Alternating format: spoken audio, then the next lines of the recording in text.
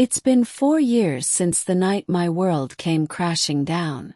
The night I made a choice that not only destroyed my marriage but also shattered my entire life. 4 years ago I thought I could keep a secret, a dangerous secret, hidden forever. But life has a way of exposing the truth when we least expect it.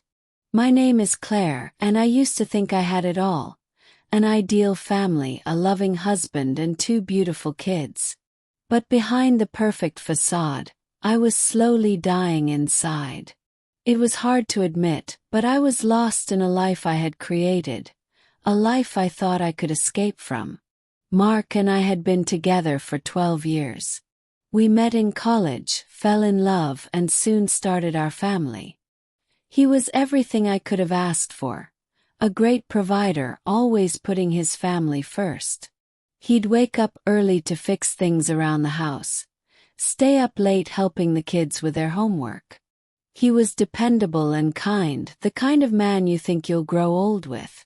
But as the years passed, things started to change.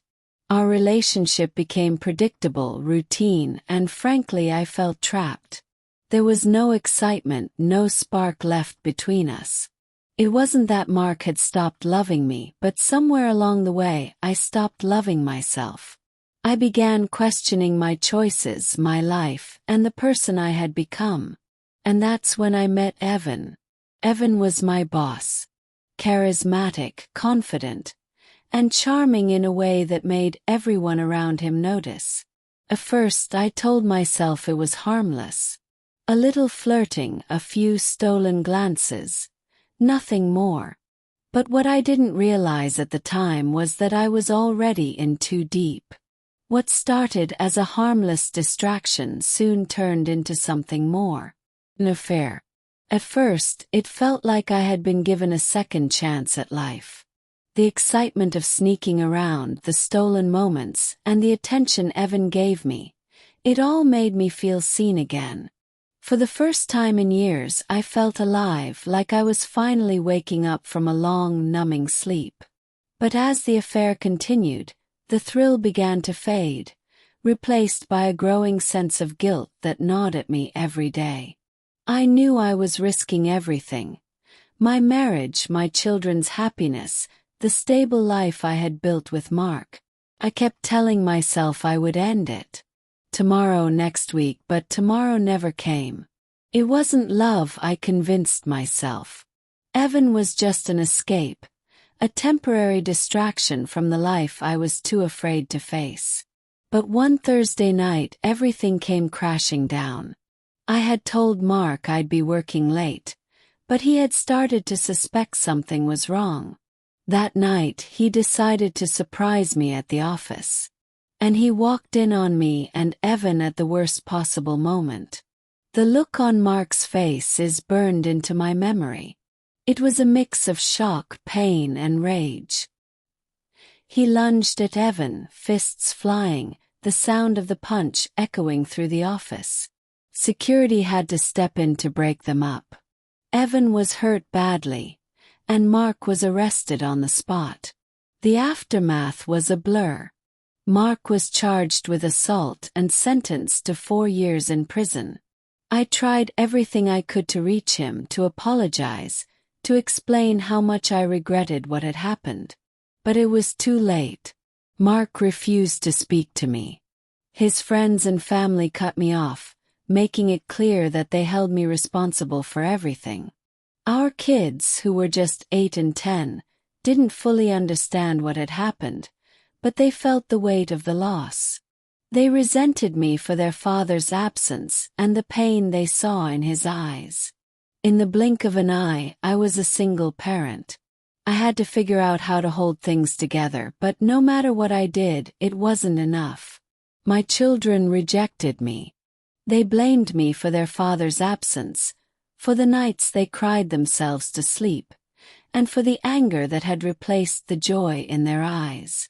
I felt like I was losing them and I had no idea how to fix it. The affair ended the day Mark was arrested, but the damage was already done. Evan was moved to another branch, and I never saw him again. The 4 years Mark spent in prison felt like a lifetime. Every day I was reminded of what I had lost. My husband, my family, the stability we had worked so hard to build. I couldn't look at myself in the mirror without feeling disgusted with the person I had become. I tried to cope. I went to therapy, hoping to make sense of my choices.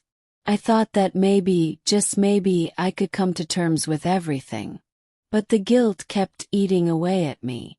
I was alone, and no amount of therapy could change that. My friends drifted away, unsure how to handle the scandal that had unfolded. My home, once filled with love and laughter, was now a lonely reminder of everything I had lost.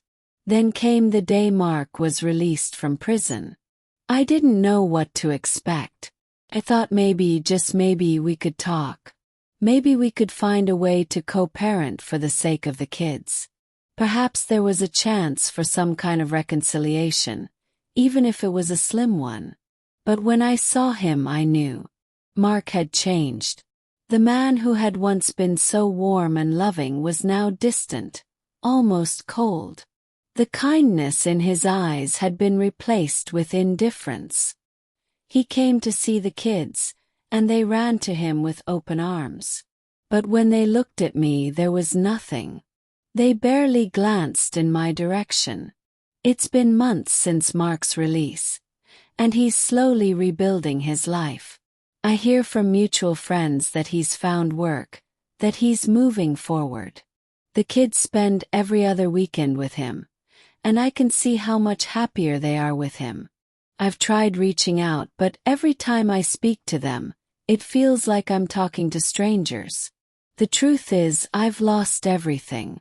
My home, my family, the love we once shared. I know my kids may never forgive me, and I can't blame them. I'll never undo the damage I've caused. Sometimes in the quiet of the night, I still wake up, hoping this was all just a nightmare. But reality always sets in. I am the architect of my own misery, and I have to live with that.